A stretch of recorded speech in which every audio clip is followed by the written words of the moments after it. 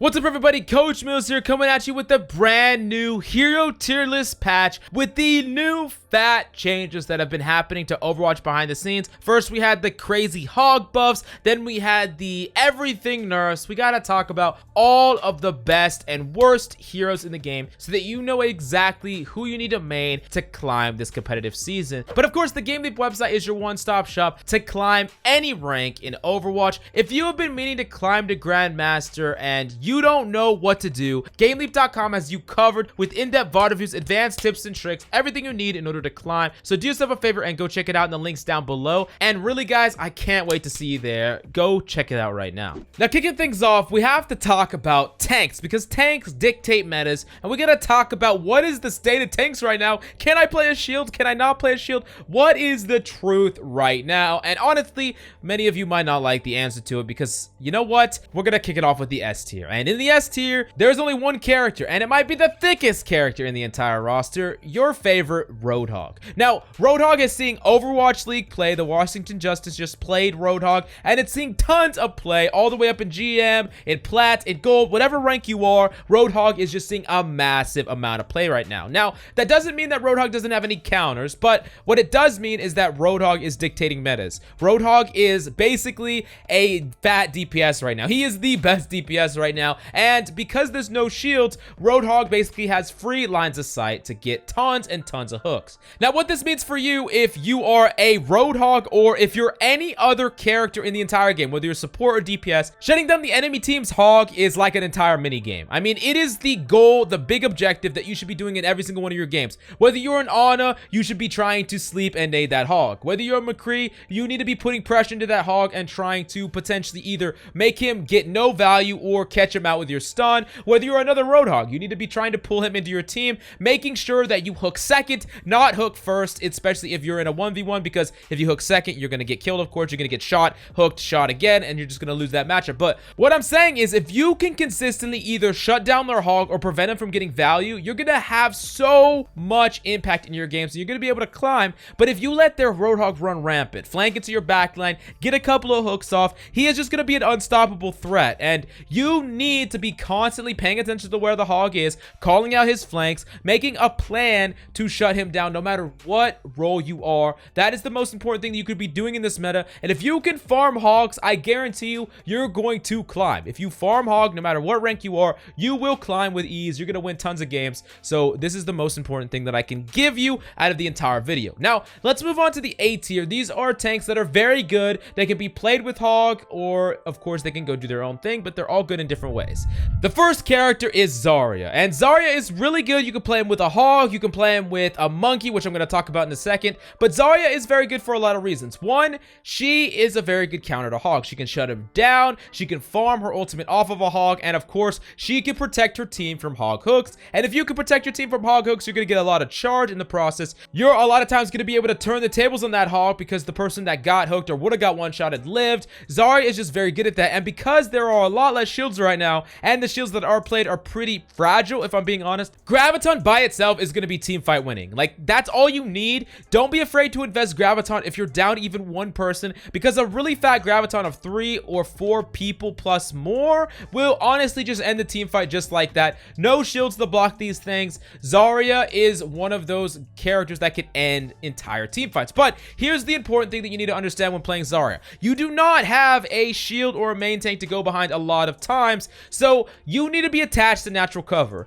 You can push in aggressively with your team, bubble your allies, bubble yourself, push in, but make sure after the bubble wears off, you're retreating to natural cover. You need to make sure that this is true. Zaryas need to be playing around natural cover a lot more, or else you're going to get punished. Make sure you go in cyclically. When you have your bubbles, you can go in, and when you don't, you retreat back to natural cover, play passive until you get those bubbles back, and you go in back and forth, back and forth. Don't get caught out without your bubbles in the middle of the map or anywhere. Now, moving on to the next character we got to talk about is Wrecking Ball. Wrecking Ball is a very good character in A tier, Wrecking Ball can kind of do its own thing. And when you play a composition based on Wrecking Ball and Roadhog, it's basically like everyone's a DPS, everyone's doing their own thing, everyone's just trying to get kills, and Roadhog and Wrecking Ball basically do their own thing. Roadhog will go flank. It's basically a shout out back to the triple DPS Wrecking Ball compositions of old. That's basically what's going on here. Wrecking Ball baits off a lot of cooldowns. Roadhog tries to find an opportunity with hooks on the flank or whatever, and this could be really good. It could be a very good character to run, especially if you have a nutty Roadhog that only goes on the flank, or maybe a feeding Roadhog. I don't know, but if they're not playing on your front line and you're Zarya, you have no one to give you charge because your Roadhog's constantly flanking,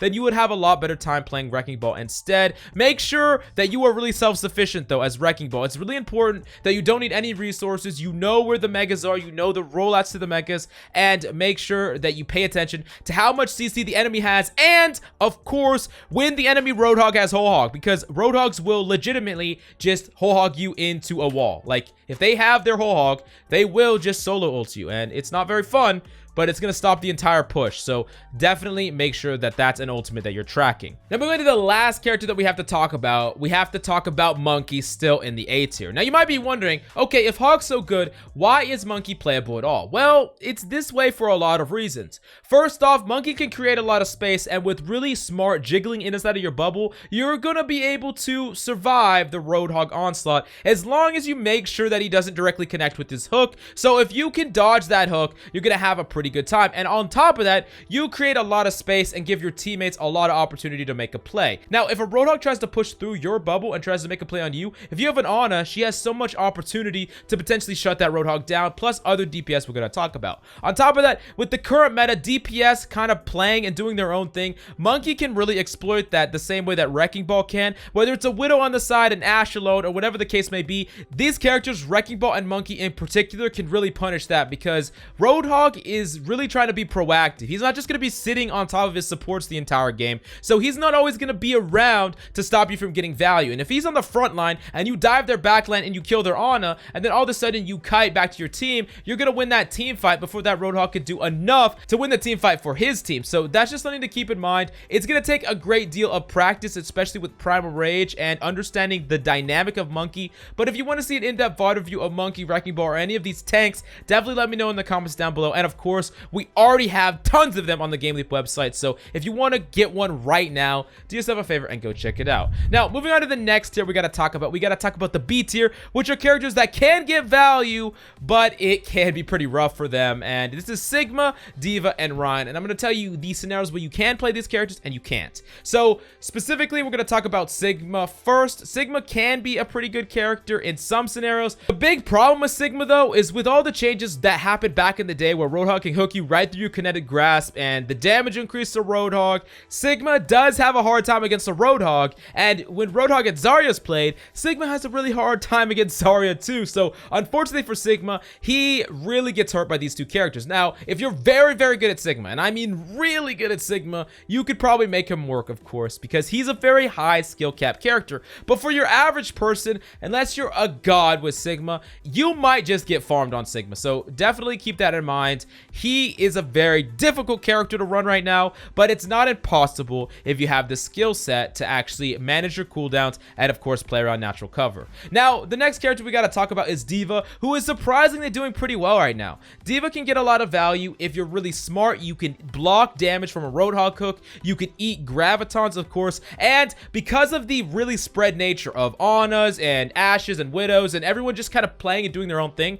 D.Va peels extremely well, and she can solo kill a lot of characters extremely well. But if you're playing D.Va, you really got to make sure that your tracking's on point. D.Va is one of those characters that needs incredibly good tracking if you want to get that value off in kind of a similar way to Zarya, but the margin for error for D.Va is very low, and a lot of times the off-tank player hasn't had to play something like D.Va to that mechanically excellent level. But if you want to be playing D.Va, make sure you put substantial time into practicing your tracking, because if you do, you can actually win a duel against a lot of DPS in the 1v1 matchup. So just keep that in mind and make sure you go put in some tracking practice. Now the last character at the bottom of D tier, and I mean the absolute bottom, is definitely Reinhardt. Now Reinhardt is going to struggle. I'm not gonna lie, he's going to struggle, and in a lot of cases he's not going to be that good. But Rein can be good if you have a really good Zarya, and you're going in together and engaging really quickly with something like a Lucio. He also can be enabled or protected by someone like an Ana. Rein can get some value, and of course, when there's no shield to block his shatter, just getting a two-man shatter is going to win the team fight. So Rein isn't trash by any means, but he is really difficult to play, and he does see a little bit of play all the way up in GM right now. He's seeing play all over the place, but he is difficult, and I'm not going to lie about that. It's probably the worst state we've seen Rein in a long time. But, of course, if you play around natural cover like we keep suggesting, you have a really good off tank to play with you, you can still get some shatter value and win team fights just based on that. Now, the last character we got to talk about is none other than Orisa in C tier. And Orisa is good in some scenarios, but basically only because of her pool. Unfortunately, her shield is basically just going to bust out of nowhere. She can get punished really easily by a lot of the characters that you could play in the game, but if you are going to try to make her work, then you have to be trying to do suck pool combos. That is the way that you're going to get free picks. That's the way you're going to get free value. And on some maps like Ilios Well, Orisa can still be a legitimate strategy, so don't sleep on her. I'm not saying that she's the worst character in the game by any means, but she is going to be difficult and situational to say the least. Now moving on to the DPS category, kicking it off with S tier, we got none other than Bastion. And no, I'm just kidding, not Bastion. Anyways, the actual S tier is Widowmaker, Tracer, Ashe, and Echo. And of course, Widowmaker is top dog right now. When there's no shields, when the game becomes really scrappy and fraggy and much more like a FPS first-person shooter and much less like a MOBA, Widowmaker is always there to slap things in line. Now, of course, at the lower ranks, Widowmaker, a lot of players don't have the skill set to make her dominant, and at the higher ranks, Widowmaker has always been dominant, but even going all the way down to Diamond, Widowmaker could still dominate your games. And if you got the aim and if you practice the aim, you're going to be able to carry no matter what rank you are. That is why she's at the top of S tier, but of course, you still have to deal with pesky tanks like Wrecking Ball, which is your #1 threat, so definitely keep that in mind. But moving on to the next characters we got to talk about is Tracer. Tracer is really good, one of those characters, especially when Brig is finally almost dead. She's still okay. A little bit of a spoiler for later on, but Tracer is really good. If you have the skill set, you're going to be able to carry a lot of team fights. Now, I just recently did a in-depth Tracer guide on the GameLeap channel, so go click on it if you want to master this character that is guaranteed going to be able to make you climb to any rank. It is one of the best characters you can play right now, so definitely go check that out. And then Ashe is still very good, especially with Mercy, a Mercy pocket. Ashe might be one of the best DPS you could play if you have that Mercy pocket. Nerfs aside, she's still incredibly good. And then last up, one that might surprise you is Echo. Echo is good for a lot of reasons. She's really good because she actually can contest a lot of these hit scans, especially because they're a little bit weaker than they were before. If you set up in the appropriate way, if you don't fly high, but you play her more like a Genji, where you're lurking around, looking for an opportunity to swoop in and get some value. Echo is very good at burning tanks. She's very good at punishing someone like Widow or Zarya, and being able to copy some of these characters like Roadhog, these characters like Monkey. You're going to be able to get a lot of value on Echo, and if you're a projectile DPS, she's pretty much the main projectile DPS that you should be playing right now. Now, moving on to the A tier, these are characters that are decently good if you have the skill set required to play them, but they're not the top of the line, and they're not good in every situation. Now, the A tier is full of Doomfist, Hanzo, McCree, Soldier, and Sombra. Now, first off, Doomfist can be pretty good in this meta, especially if you are playing a character like Winston on your team or you're playing Zarya. The bubble Doomfist strategy is very good right now because if you get a bubble on Doomfist, you're going to be able to survive that hook. You're going to be able to get a free kill and get out. He's a very scrappy character. He's a very frag-oriented character. You could abuse Roadhogs if you build up a big enough shield. And of course, because characters like Widowmaker are seeing a lot of plays, you can flank her and try to make a play on her. Doomfist is very good right now in general, better than he was before at least. And then Hanzo is one of those characters that can challenge characters like Ashe, Tracer, and Widowmaker, but you need the right skill set, and also, Hanzo is a little bit worse without a shield. So, if you don't have a shield on your team, if you're not playing a Sigma or a Rein or even an Orisa, Hanzo might be a little bit difficult unless you just flank all the time, which might even be the best strategy for him. So, definitely keep that in mind. And then McCree, Soldier, I'm going to lump them together. McCree, his nerf can be felt. If you haven't felt his fire rate nerf, it kind of feels disgusting, honestly, if you're used to the old fire rate on McCree. McCree can still be good, however. He can shut down a lot of these other characters characters like Echo. He could shut down characters like Tracer, Doomfist, whatever the case may be. But the problem he has, though, is Ashe and Widow kind of really dominate this guy, and he doesn't have that much game against Roadhog either. So unfortunately, a lot of the best characters right now kind of punish McCree, but McCree's always guaranteed a certain amount of value if you play him right, and he's kind of like that jack of all trades character, master of none.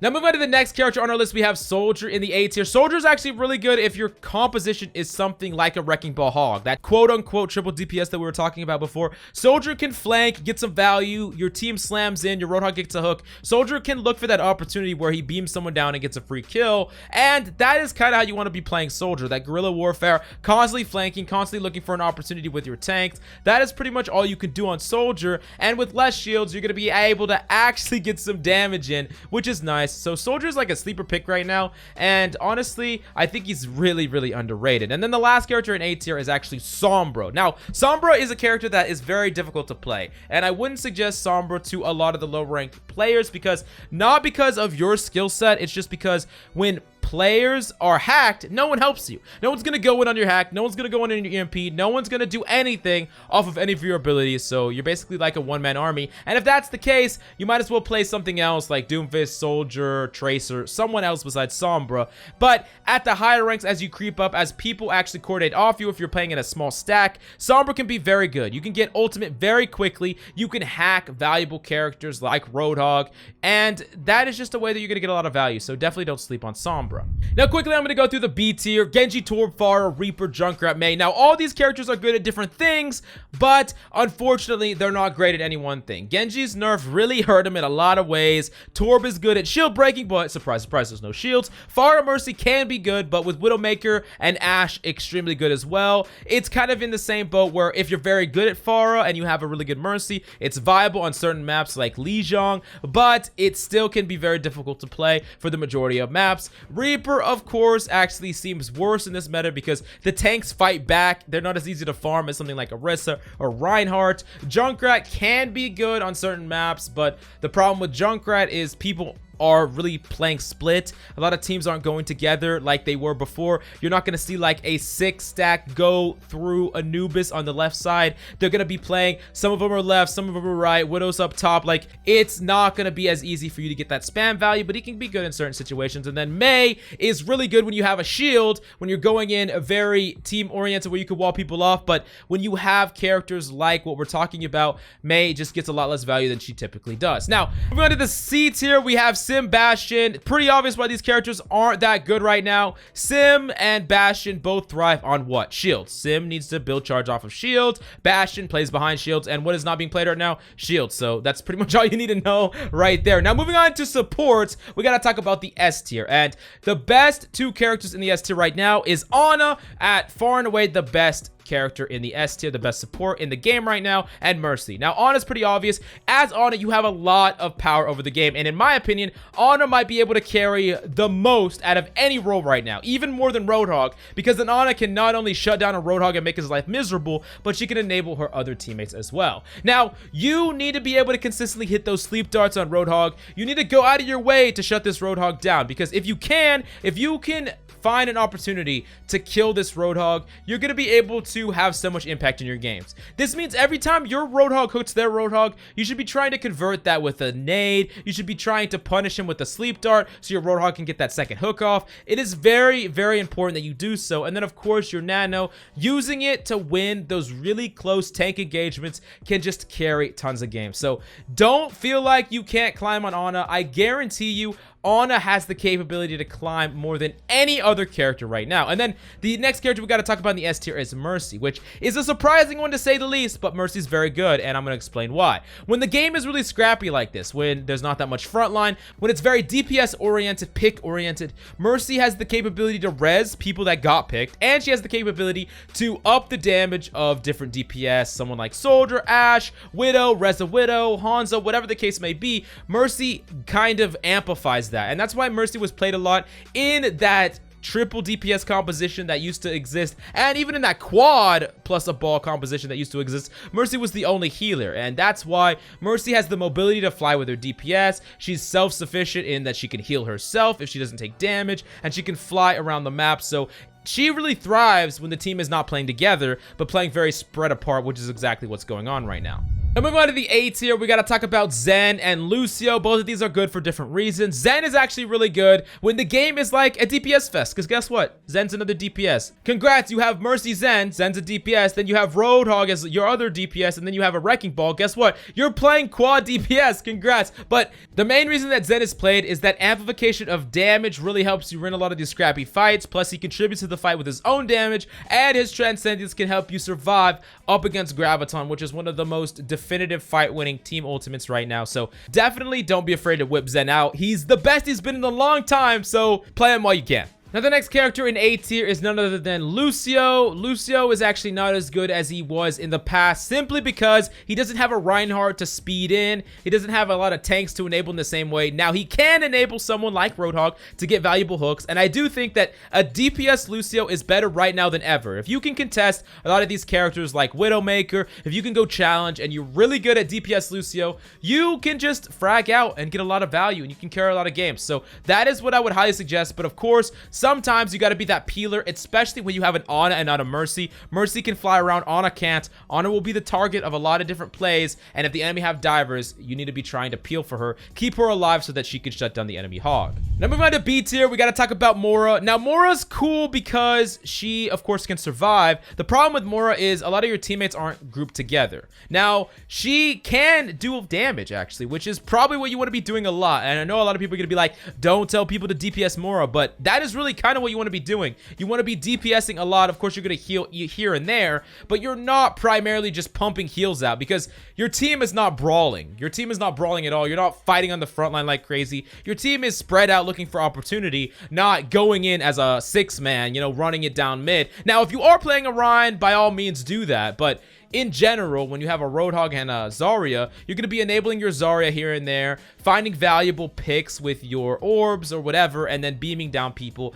That is how you're going to get value on Mora. Now, in C tier, we got to talk about two characters in C tier as the worst supports, Brig and Bap. Now, Brig isn't terrible, and her armor pack can still be valuable when the enemy team is playing spread, but unfortunately for Brig, all of these nerfs have finally hit her. I mean, she's only been nerfed like 4 times, right? But in my personal opinion, Brig would still be pretty good if we had a shield meta. If shields were good, Brig would still see some play, but without shields, she is easy to punish. Roadhog can punish her very easy. Zarya isn't scared of her. Even a monkey can jump on her and put a lot of pressure on her. And with a lot of these characters like Widowmaker or Pharah or Echo or whatever the character is, Brig can get punished pretty easily. And Bap is also suffering from this meta because Bap is one of those characters that really wants a brawl. He really wants his entire team to be playing together. And as we said many times in this video, your team isn't playing together. You're not going to get a lot of immortality field value. You're not going to be able to keep your Roadhog alive when he gets hooked out of your immortality field. So Baptiste, you know, you could play him, but you gotta have to be really just trying to go for kills on him, honestly.